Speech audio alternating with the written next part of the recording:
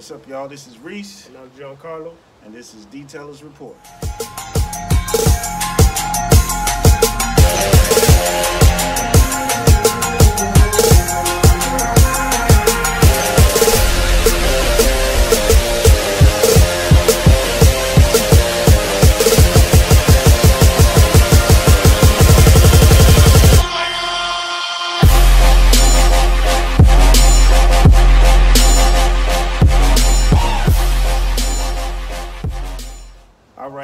Today we're going to be discussing, I know y'all probably wondering what happened to my arm. See, I got this on there.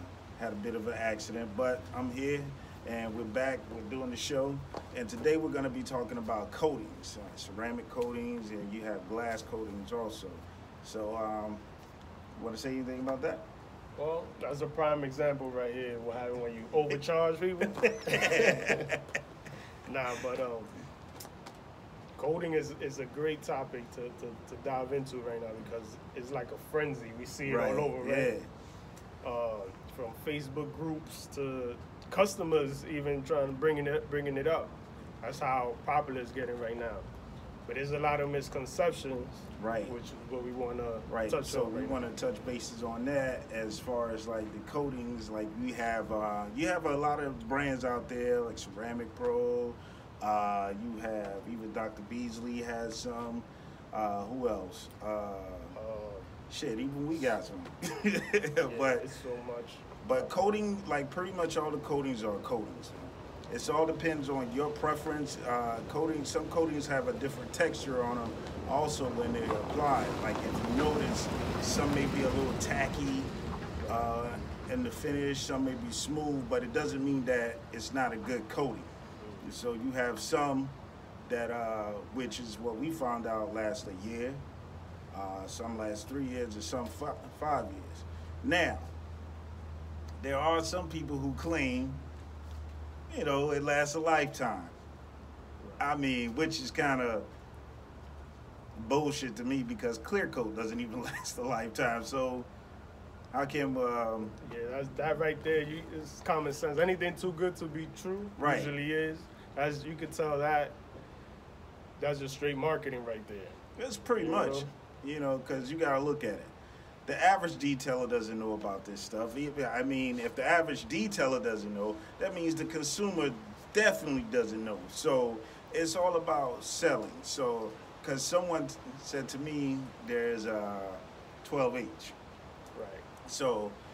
Well, meaning that's different grades. Yeah, the different. With the lower and the higher. Right. The highest you know, and then you can tell them about the total. Right. So the highest we know is 9H. 9H is the highest right now. That's what everybody gets, no matter what you got.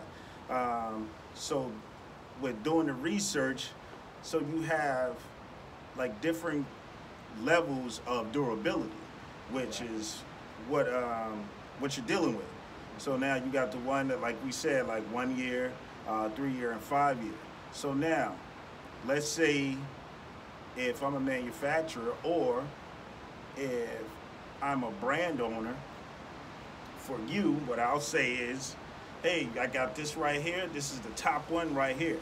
Yeah, it's 9H, but since the durability is better than all the other ones, even though they're still 9H, this one you can sell as a 12H.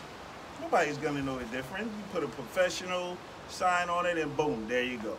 That's pretty much the tricks of it. You know, all coatings are actually good. And another thing that I've actually learned was from talking with one of the manufacturers, because we have this mixed conception of beading.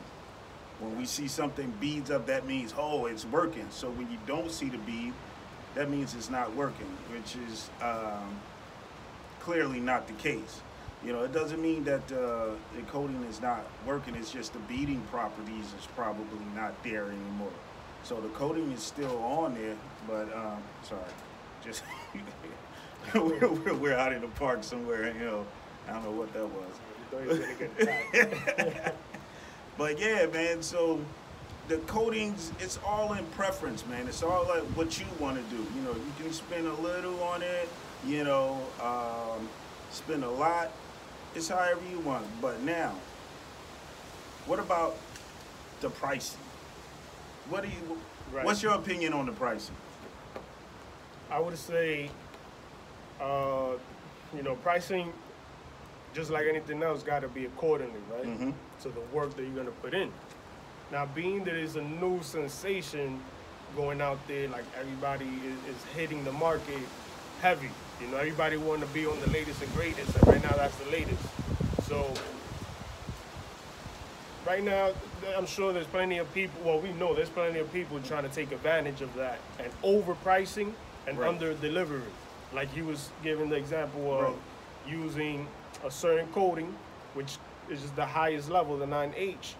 But since everybody's still a little ignorant to that new stuff, which is the coating, they could sell, if their talk game is that good, they could sell it to an individual that's ignorant to that and tell them it lasts a lifetime and overcharge like crazy and not even do paint correction and any of that. Right. But I only mention that because people overselling and under-delivering. But to do it on the right way, in my opinion, you know what I mean? Not everybody can afford over $1,000. We know that. Right, we know that. To protect just the exterior of their vehicle. Right. So you could have some imagination and go about it in a different manner. If for some people that can't afford that much or aren't willing to shell out that much, you could offer a coating without any paint correction. Right. I mean, the car. I was gonna say it can't look ridiculous, but even if it does ridiculous and they want it, because there's still more benefits to having it on than not having it on. Right, and you gotta look at it. Most of the reasons why we do paint corrections is for other details, because we want to show our work and everything like that. And most of the consumers, you have consumers that when you look at their car, you see a bunch of swirl marks, but to them it looks fine. So now, are you gonna debate with this customer just to get that paint correction? And charge $1,500. Yeah, $1,500 when they only just want the protection. You put the protection on, $300 real quick, boom. And now I do have an issue because I've seen some people charge like $150 for this, and I'm gonna be honest with you. That's too low. That is too low. Too low is a problem too.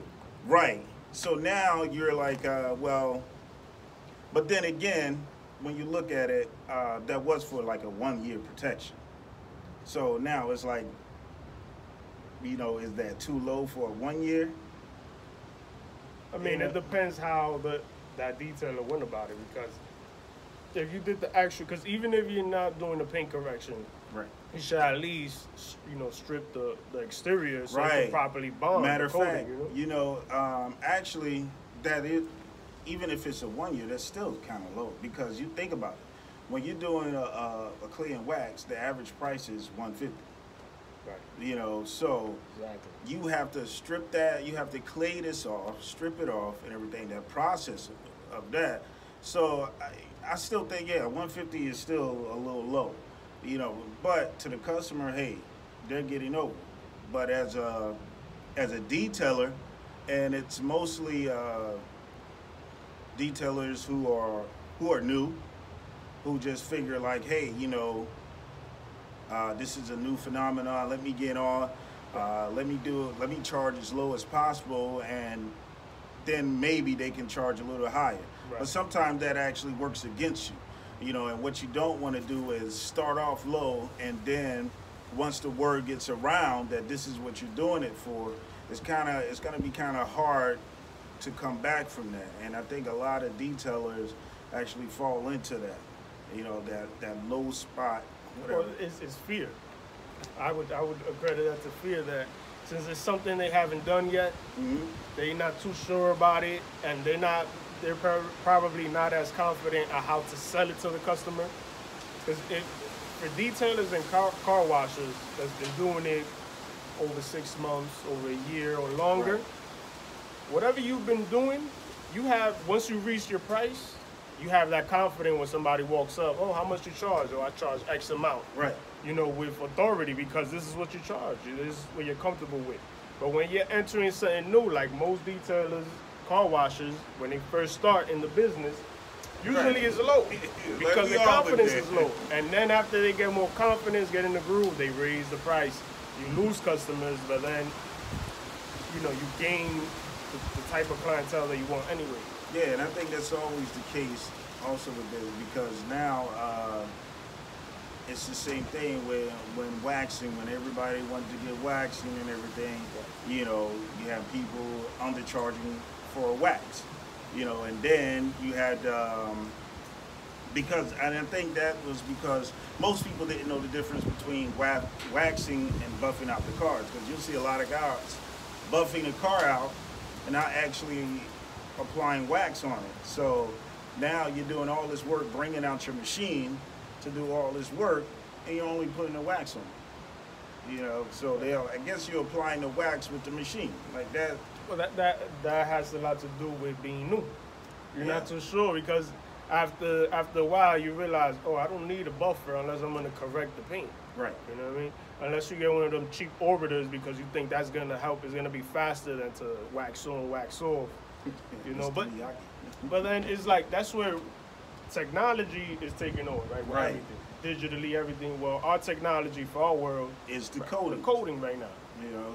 So it's like wax, little by little, is getting obsolete because it makes more sense logically to have something that's stronger, more durable, and lasts longer, which is the coating. Right. And when you think about it, even if you, when you think about the waxing, economically, coating is actually better.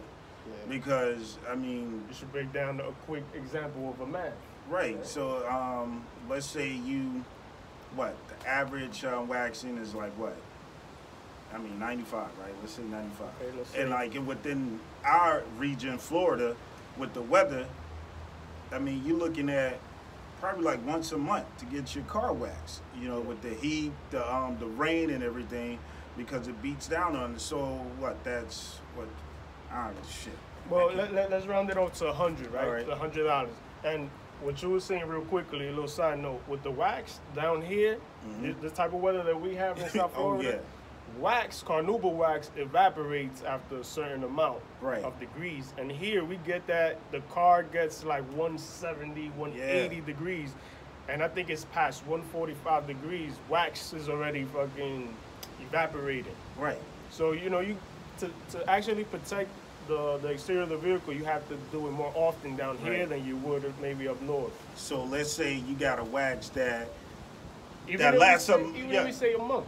Yeah, a month. You gotta subtract that, so you're probably looking at 2 weeks.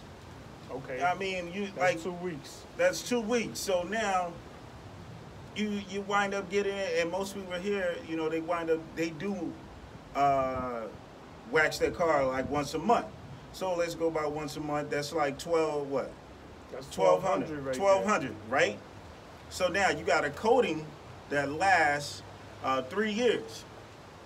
So what? That's 12 times 3. That's like 3,600. Right, you know, so the savings are there.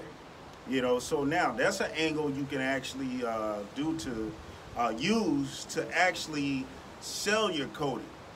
Now, and we said this before, detailing is pretty much 10% of the work and 90% sales.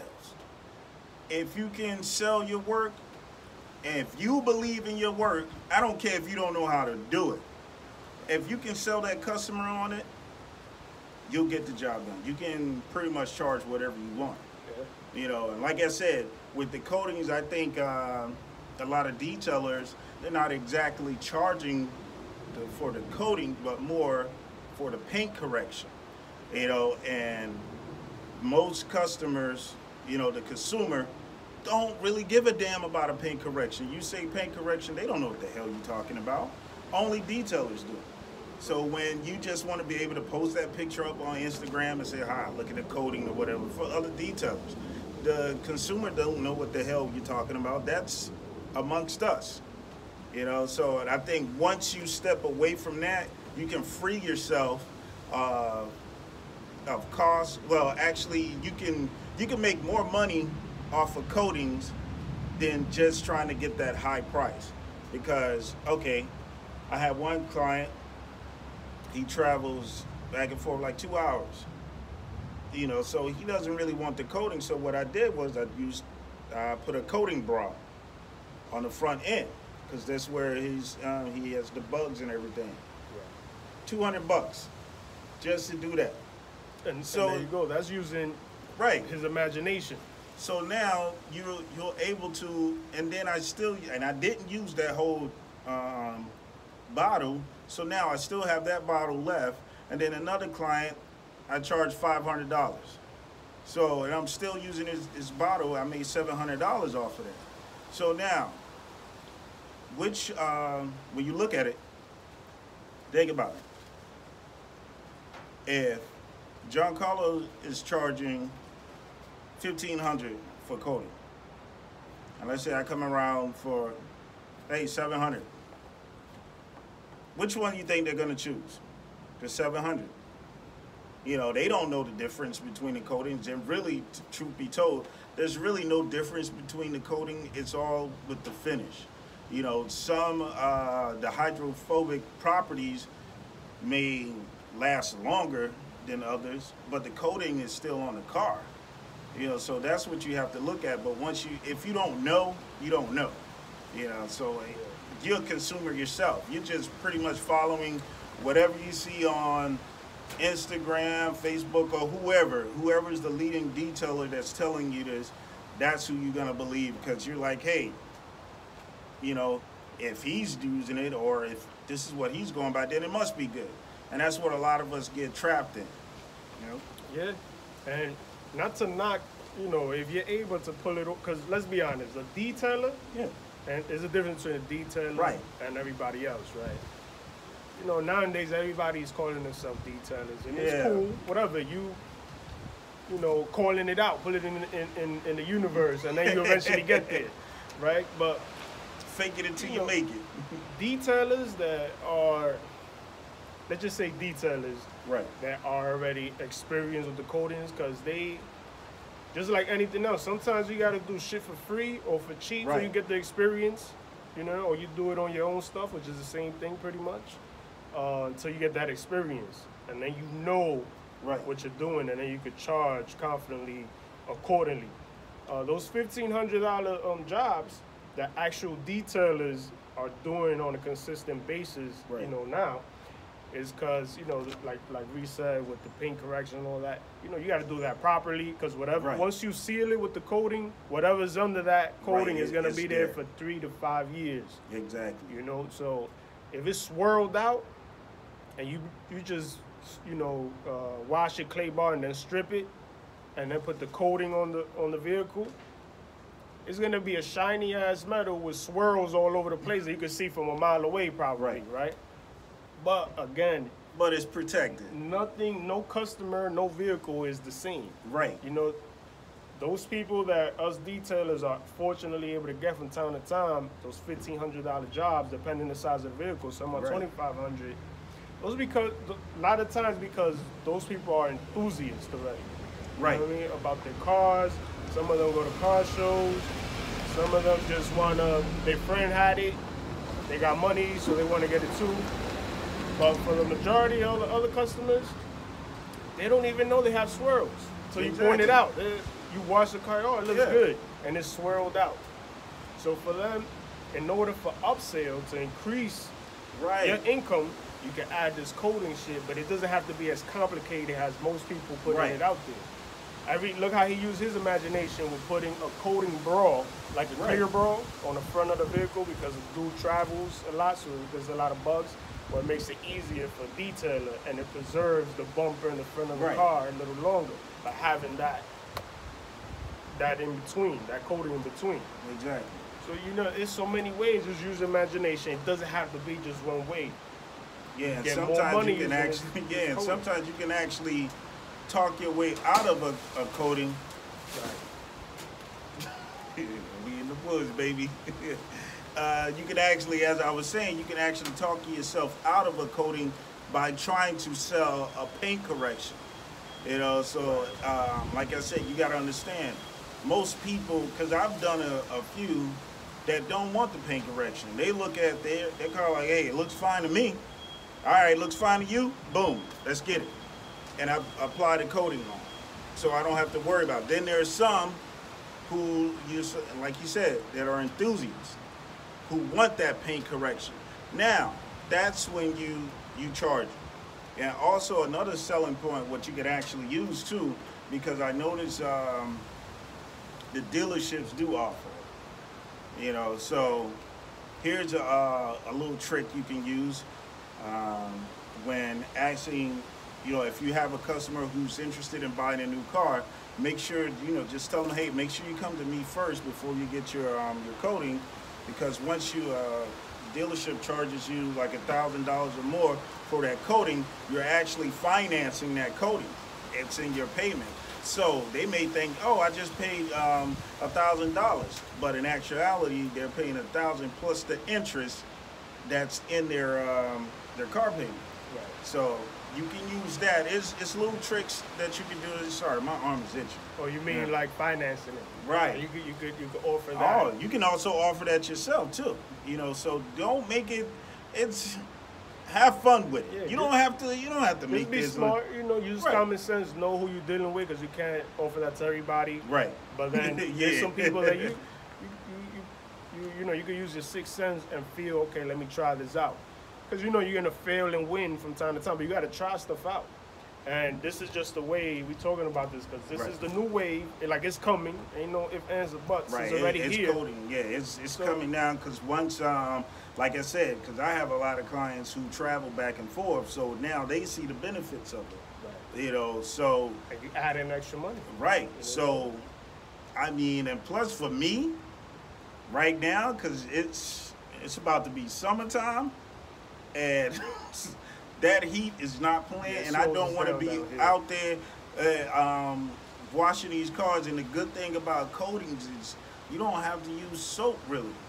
You know, you can hose it down, the microfiber, and wipe it off. It's less maintenance, you know, which also that preserve the actual coating too, so it doesn't take, because certain soaps, I'm pretty sure, that has wax in it and everything like that, you know, the rubbing, because that's how you take coating off, with wax, you know, with a buffer, you know, sometimes sandpaper. So I wonder, will that actually...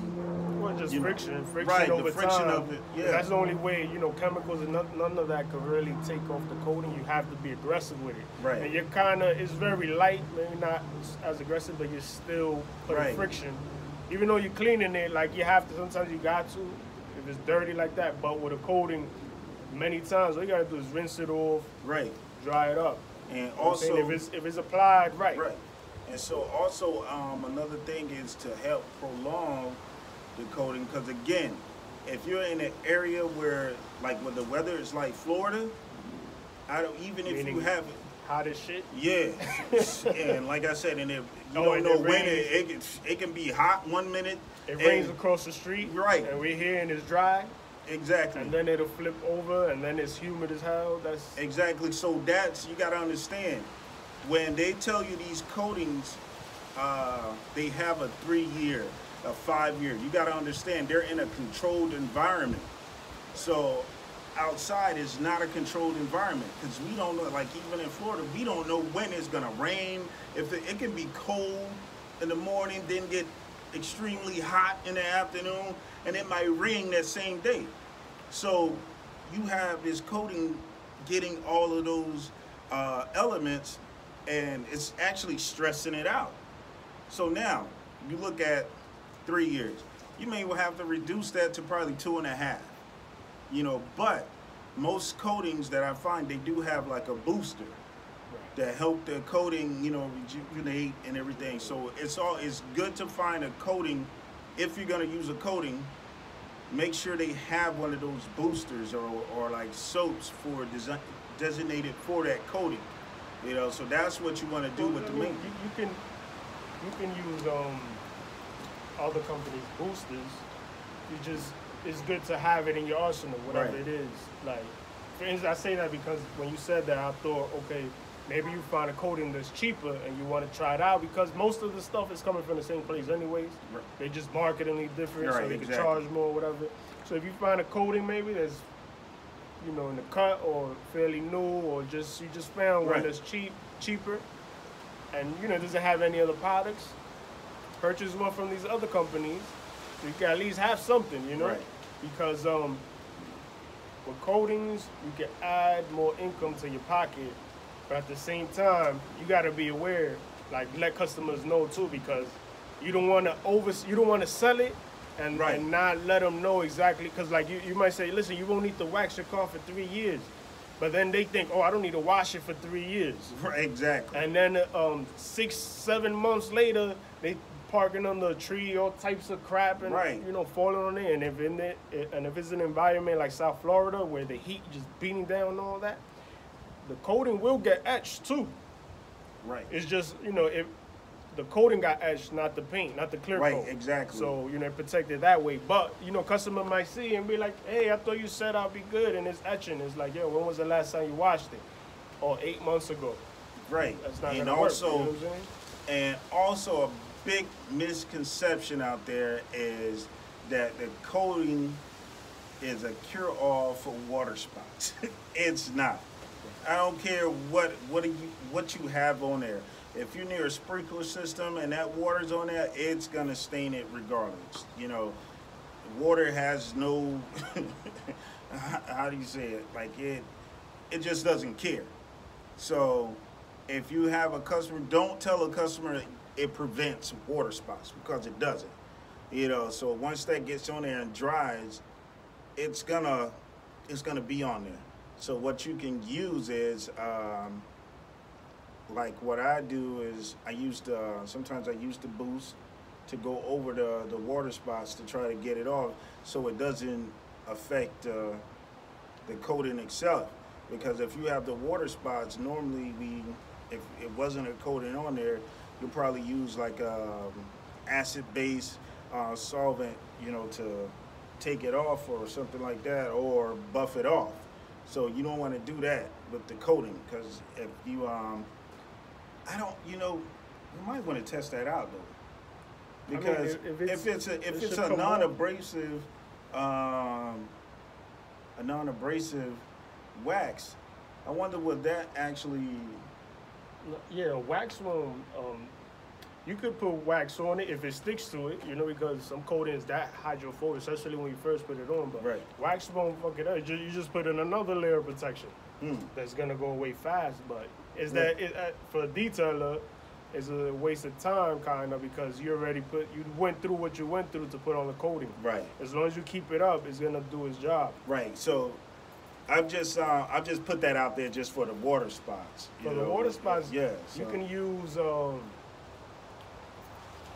I think it's called Spotless by Ceramic Pro, even on coatings and all of that.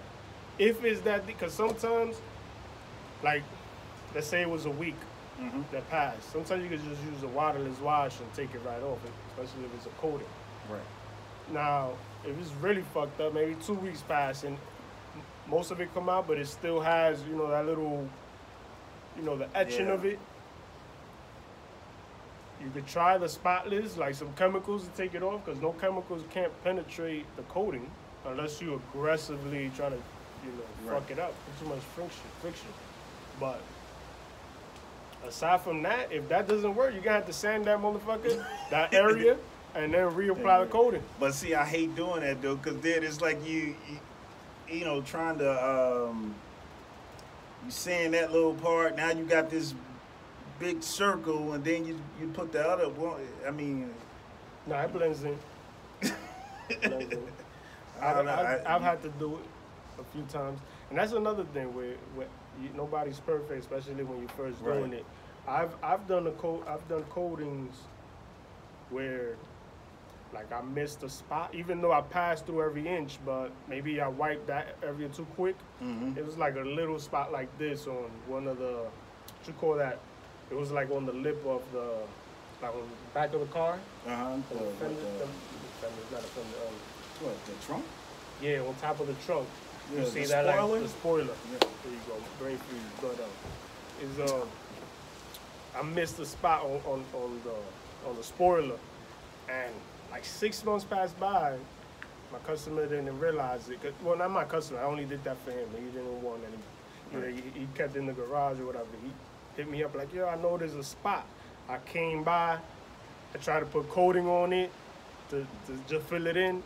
It just wasn't working. What I had to do was sand like this much. Like it was this big, so I sand this much off and reapplied it. And I weighed it. I used the heat gun and everything because I'm trying to get up out of there. And it blended right in. Yeah. Now, that was like 6-7 months after I put it on. Usually that's what I do too. Like a lot of the times when I put it on, I come back behind it with a heat gun. Because, I mean, for me, I think the heat gun works a little better, but you just have to be careful with it. Right. Because you got the actual, like the baking lights, they just sit there and it's just a light that gets hot. But with the heat gun, you're actually blowing hot air. I don't know about that blowing. Because you know it. You know when you blow, you know how it is moving it? Well, I don't think it moves that much. I haven't seen it move. Like, I mean, that's if you're putting a whole bunch of it on there, then you gotta be careful. Like once you rub it in and everything and rub it off, it's there. So I guess I wouldn't use it if you're spraying. If you're using a spray gun, now I wouldn't use the right. So I wouldn't use the heat gun doing that. I would recommend using baking lights, like for that, you know. But if you're doing it like the normal way, yeah, you know, I use the heat gun. But you see, within this conversation, you just learned something that you don't got to go through. Exactly. You know what I mean? Well, probably through everything we've been talking about. Hopefully, you could like speed your process and not have to trial and error. Right. So we go through the pain, so you don't have to. You know what I'm saying? So that's what we do. Jigga man. Yeah. Hold that. So that's the whole. That's the thing with coatings. So you know, we hope you guys enjoyed this. You know, we're gonna have more episodes. Yeah, man. We might have another one about coatings again. This is it's so much. You know, we only scratched the surface of it. And everything, so there's a lot of info out there with the coatings and everything. So the best thing for you to do is do your own research, you know, with it. So it's nothing more satisfying to know that you've done your research, that you have the knowledge about this particular product, you know, because even I've had customers who've you know, they went to other detailers, they told them about the coatings, and when they come to me, and I'm like, what?